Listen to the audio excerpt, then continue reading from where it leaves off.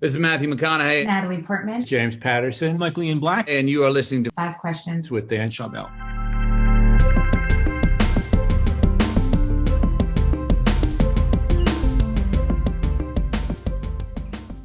Ralph, welcome to Five Questions.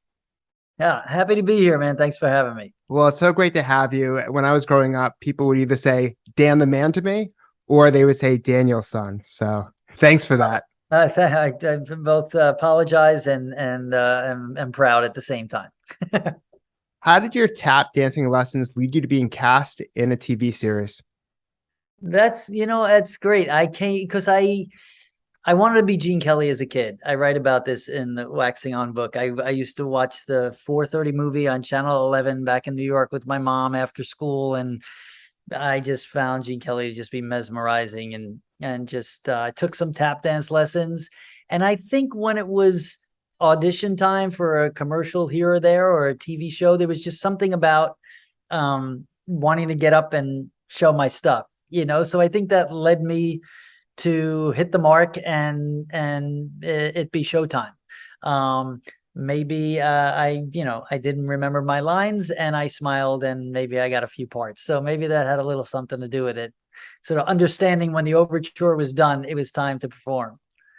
Yeah, it's very cool. Yeah, you were a performer, and it was a little bit easier to step into those new roles because you were already kind of doing it at the same time. Yeah, I believe so. I believe because I liked it was less about getting the attention and more about the joy of doing it. And even though I wasn't even that great, but never got to Gene Kelly level. And then fast forward to the Karate Kid. What were your biggest struggles and anxieties when it came to auditioning for the Karate Kid? And what did you learn about the entertainment business through the process? The struggles about auditioning were less about auditioning for it because I was excited. I got to audition for the director, John Avildsen, in person, who had directed Rocky and Save the Tiger and all these great Oscar caliber movies. So I was, you always have your butterflies going in. Then I had a confidence with the character. I brought in a little bit of this East Coast swagger, and I write about this in the book. I didn't have anything to back up my cockiness, but I went in with it anyway, and that became part of Russo's kind of demeanor. The anxieties of it all came after I met with John Avildsen, and before I got the official pickup for the role. It was sort of an option deal, so it was like, we're gonna do a little pre-contract thing, but we'll let you know when you really get the part. And I was just like, what does that mean? And I write about that. I mean, like, I had the part, but I didn't have the part. And that all came together once Pat Morita and I got in a room together, and then there was just no question. And then we got that they pick up the option, and I what did I say in the book? Someone called me and said, "Hey, congratulations, you're the Karate Kid." Who knew I'd be listening to that for 40 straight years and onward? It's pretty wonderful, actually.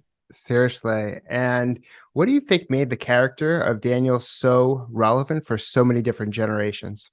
And how do you relate to him? Daniel Russo was the every kid next door. And he still is, but back in the original Karate Kid film, he had no business winning anything. He was pure wish fulfillment, an aspirational character that we could all. This is in the writing. Robert Mark Kamen wrote this beautiful script, and Mr. Miyagi is the human Yoda of American cinema.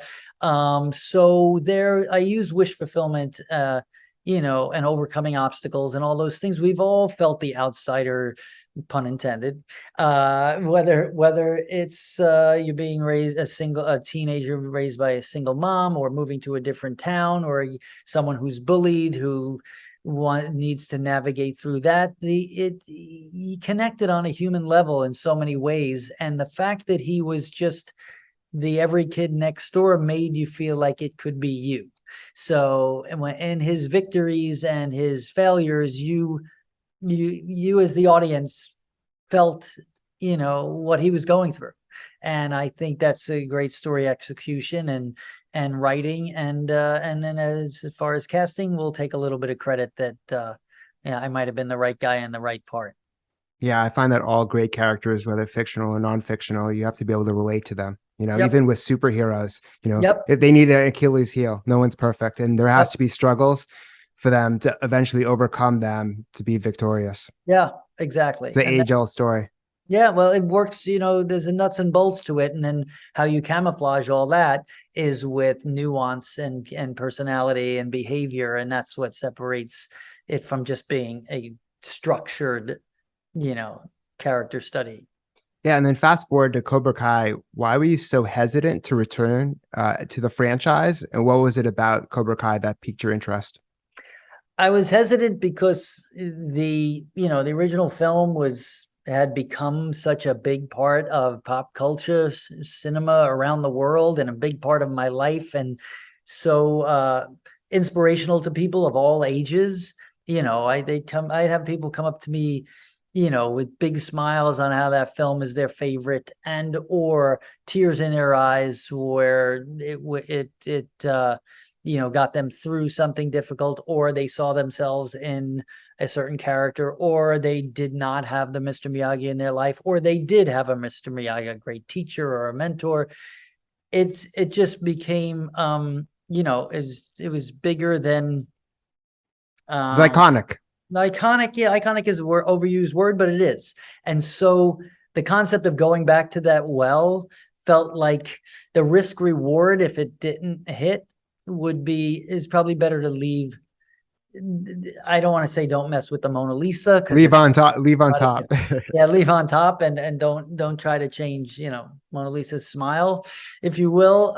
If I'd be so bold as to say the Karate Kid can any way, shape, or form be as beautiful a piece of artwork, but it was that, and I didn't want to taint the legacy with one note ideas. And I write about a lot of the bad one note ideas I have heard over the years. With Cobra Kai, the reason why it connected, one, John, Josh, and Hayden, who write this show, are the fans of the Karate Kid show like I've never seen. They know every nook and cranny, and they know everything about those movies, and they care so much for the themes of those films and the influence on their lives. So I believed them.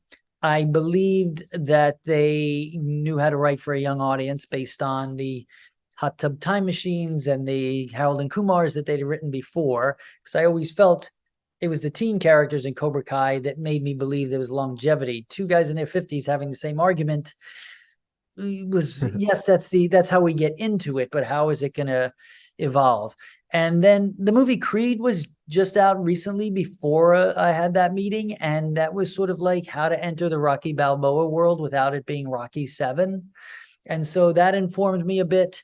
And the streaming services, the ability to not have to make a 2 hour, 2.5 hour blockbuster, and where we essentially were able to make a 5 hour movie cut into 10 half-hour parts, and let the characters breathe and show gray shades of gray and good and bad and everyone. And that was the jumping off point. But still, I had to hold my breath and jump in that pool, and I had no idea what the temperature of the water would have been. So fortunately, I seemed smart and very lucky again. And I do think that matters that they were fans and they really knew the property intricately, Yep. because I just, with licensing and with movies and all of that, I just feel like that does have a lot of weight, even in business. Like if Yep. you're a fan of the company, or if you want a job, like that really matters, because it shows that you're not just in it to, for a payday or whatnot. You're actually Exactly. willing to be there and you're invested. Exactly. And what's your best piece of career advice? My best piece of career advice that is unique to me. I should have this a lot quicker. I'm trying to not give the stock answer, because for me, I'm a fan of having, because I have kids that are in their 20s now, and I'm using this for them. It's important to have the plan B. But there's the theory that if you're focusing on plan B, you'll never achieve plan A. But I think that educating yourself in all areas, even if it's not your specific passion road, is important to build a full foundation going forward. So regardless of what curveballs you're thrown, you are as well informed to navigate through that. It's very, as an actor, because that's one of the things I learned. I came into it and I just did my part. And as I've gone on and experienced more, I want to know what everyone else is doing around me and sort of understand that, because then I was better able to be rewarded for my part, as opposed to just saying, okay, I want to be a banker, I want to be a hairstylist, I want to be an actor, I want to be a politician. Well, what's everyone else doing?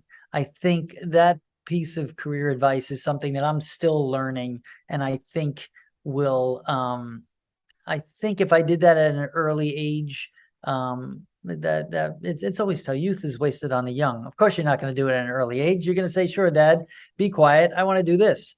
But I think it's important to keep your ears and eyes open of everything else going on around you. That's good career advice. Took me a while to get there, but that's it.